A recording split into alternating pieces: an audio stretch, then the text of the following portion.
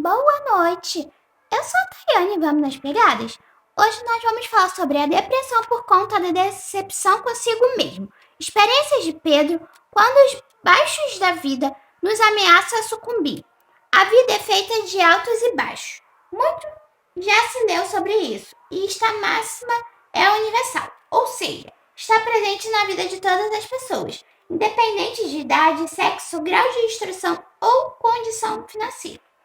Quando se está em alta, saúde boa, tudo praticamente dando certo, a vida segue com muita tranquilidade.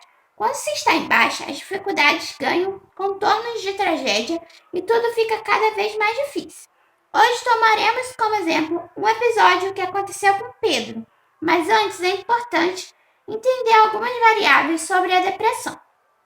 Um episódio depressivo pode ser categorizado como leve, moderado ou grave, a depender da intensidade dos sintomas.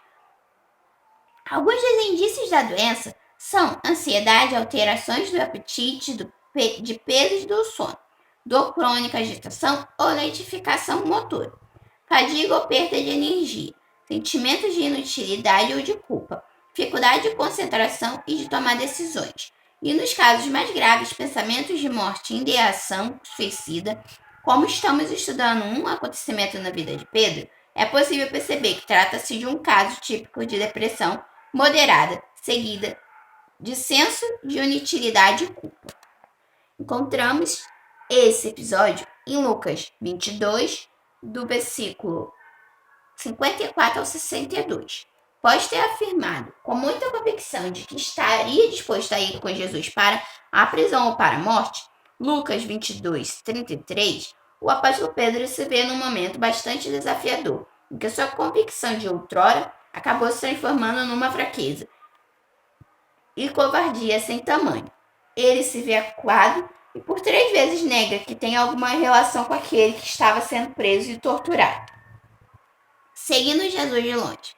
Diz o texto que quando Jesus estava sendo conduzido para a casa do sumo sacerdote, após a traição de Judas, Pedro o seguia de longe, o suficiente para lhe dar a possibilidade de negar o homem a quem havia jurado que se morresse, morreria junto. Na hora da provação, não pensou 2 vezes, negando-o como se nega alguém a quem não se ama. No entanto, Pedro o amava, e o olhar de Cristo fez com que seu coração se entristecesse dolorosamente. Então, voltando-se o Senhor, fixou os olhos em Pedro, e Pedro se lembrou da palavra do Senhor, como lhe dissera: hoje 3 vezes me negarás, antes de cantar o galo. Então Pedro, saindo dali, chorou amargamente. Lucas 22, 61 ao 62. Choro amargo se deu por conta de um momento de baixa, de medo, de constrangimento, de fraqueza, de uma série de reações humanas, bem pertinentes quando a gente pensa que está forte, mas na verdade constata que está fraco.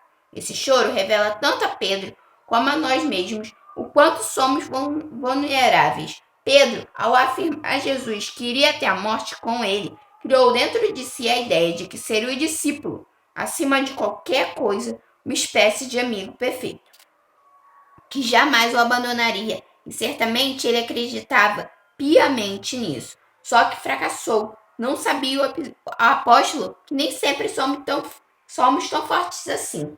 Podemos até manter a nossa robustez emocional em alguns dias, mas em outras nos mostramos frágeis e sujeitos a errar. Foi nessa grande crise que Pedro percebeu que errou para com seu Senhor, pecou contra ele e então chora amargamente.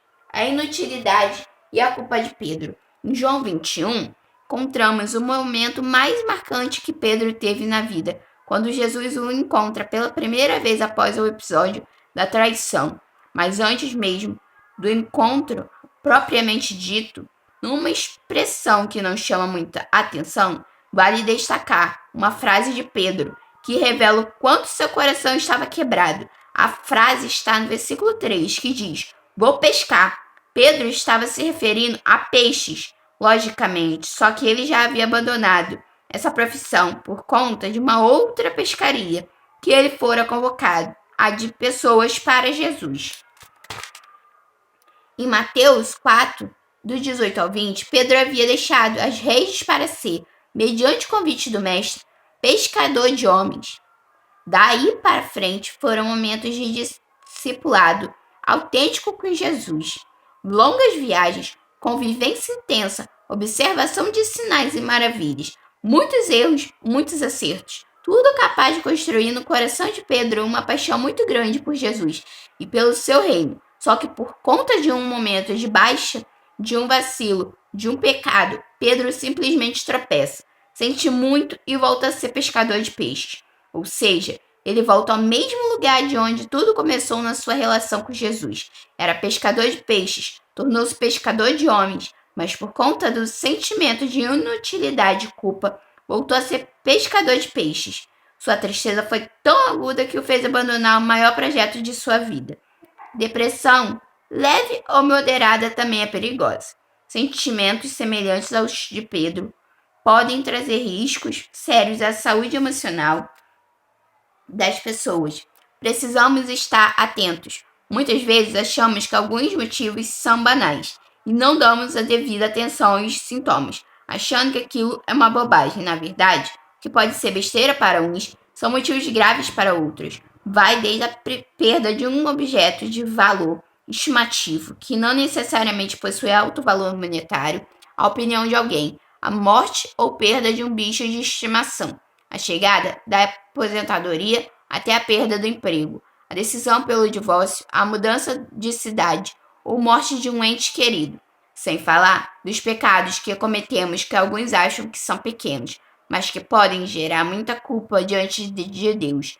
Tudo isso pode causar um enfraquecimento emocional tão grande a ponto de fazer a pessoa perder o interesse por coisas que amava demais. Não se pode banalizar o que o outro sente diante de circunstâncias ruins ou de transgressões cometidas.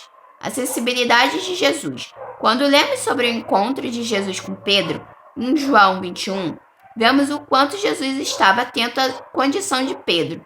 Sua conversa com ele, dentre tantos ensinos, nos mostra como devemos proceder com aqueles que perderam o senso de utilidade para com a vida.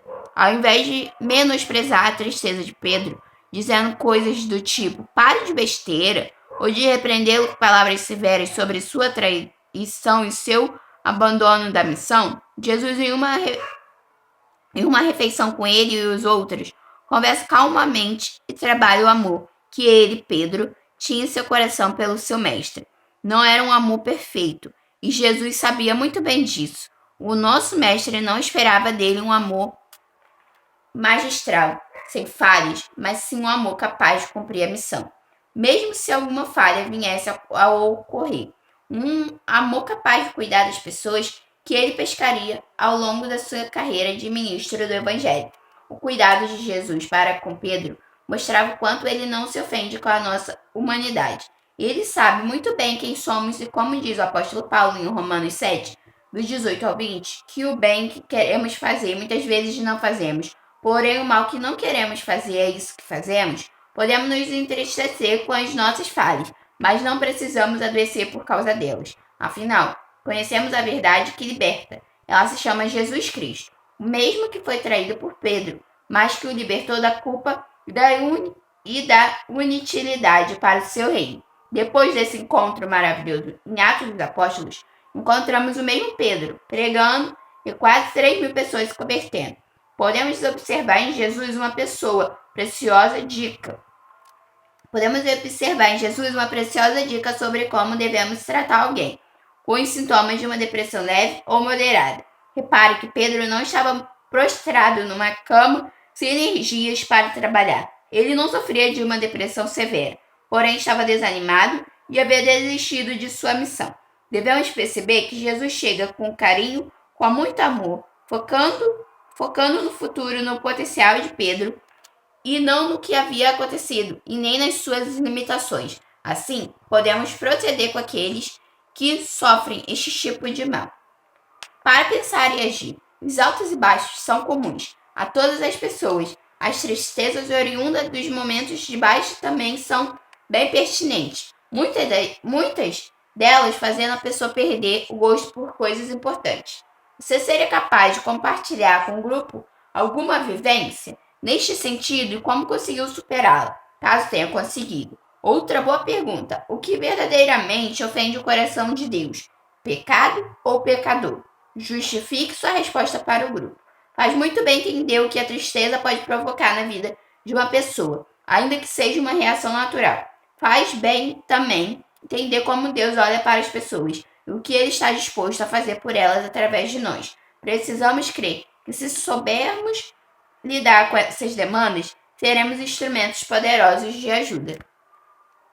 Que você possa ser esse instrumento poderoso de ajuda, que você possa saber lidar com essa situação, que Deus possa te ensinar a como tratar aquela pessoa que está precisando de ajuda, como tratar aquela pessoa que está precisando de cuidado, de carinho, de afeto, que você possa sempre dar esse cuidado e esse afeto para essa pessoa, que ela possa saber que não está sozinha, que Deus está ao lado dela, que ela possa saber que você está ao lado dela, que ela possa saber que ela tem quem se apoiar, porque muitas das vezes o que nós precisamos é de alguém que cuide de nós, além de Deus, porque Deus cuida da gente, mas nós precisamos de alguém fisicamente cuidando da gente também.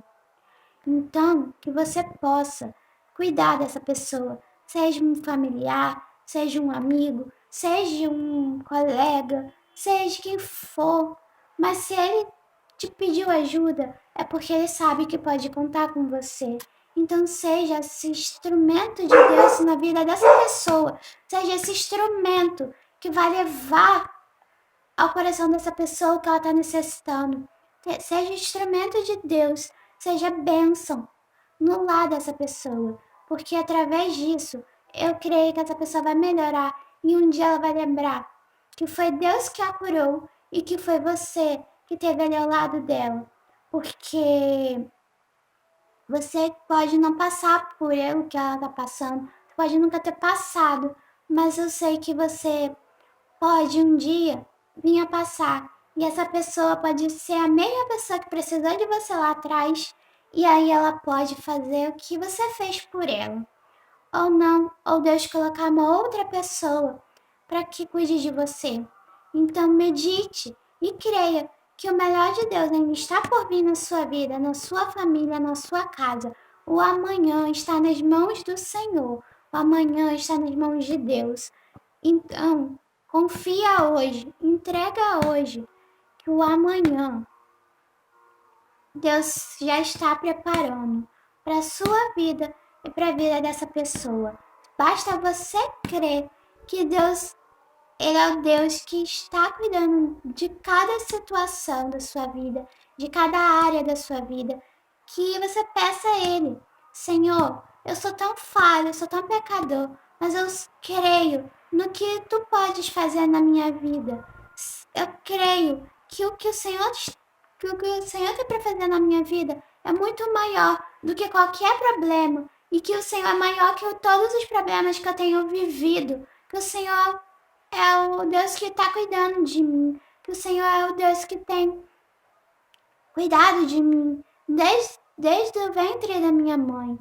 E você não deixe de procurar uma pessoa que possa também te ajudar, que possa também te orientar, porque precisamos de médicos que cuidem da gente, porque nós não podemos fazer nada sozinhos. Nós temos Deus e Ele colocou os médicos aqui para que pudesse estar cuidando da gente. Então, creia no que Deus pode fazer e creia que essa fase vai passar na sua vida. Basta você crer e acreditar que Deus ainda realiza sonhos e Ele vai realizar sonhos na sua vida. Ele vai te curar e Ele tem um propósito muito grande na sua vida. Ele tem um propósito muito grande para ter deixado você aqui nesse mundo, para ter feito você nascer, mesmo quando ninguém imaginava que você pudesse chegar onde você chegou. Deus fez com que você chegasse. Então basta você acreditar. Basta você colocar a sua vida nas mãos do Senhor e falar: Deus, eis-me aqui. Eu estou aqui para te adorar e glorificar o teu nome. e Ele vai fazer o que Ele tem para fazer na sua vida no momento certo. Então, confia hoje, entrega hoje e deixa o amanhã nas mãos do Senhor. É isso que eu tenho para falar com você. E não é a Tayane que tá falando, é Deus que tem falado. Através de cada vídeo, através de cada mensagem, e que você possa colocar a sua vida à disposição do Senhor. Até a próxima, com mais um vídeo no canal.